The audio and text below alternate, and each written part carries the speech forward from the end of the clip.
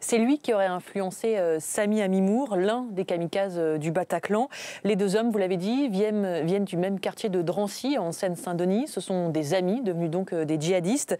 En octobre 2012, il y a 3 ans, donc, les deux, Sami Amimour et Sharaf Al-Mouadene, sont mis en examen pour association de malfaiteurs en vue de préparer déjà, à l'époque, des actes terroristes. Ils avaient tenté alors de rejoindre le Yémen ou l'Afghanistan pour mener déjà ce qu'ils appellent le djihad armé. Pour financer son voyage, Sharaf Al-Mouadene avait même fait un prêt à la consommation et il s'était entraîné au sein d'une association de tir de police dans le 18e arrondissement de Paris. Sami Amimour, on le sait, s'est aussi entraîné au même endroit. À l'époque, en 2012, donc, les deux hommes sont laissés libres sous contrôle judiciaire. Sharaf Al-Mouadene assure à la justice qu'il a renoncé à son projet de faire le djihad.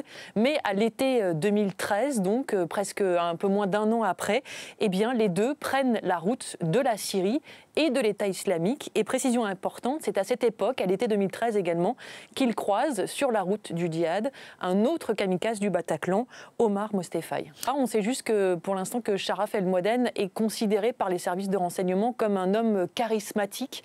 Il aurait été le leader en fait de cette petite filière née à Drancy. Un rescapé de la salle de concert a expliqué aux enquêteurs qu'il a entendu lors de l'assaut l'un des 3 kamikazes parler d'Abou Souleymane. Il aurait demandé à ces deux autres assaillants s'il fallait appeler Abou Souleymane.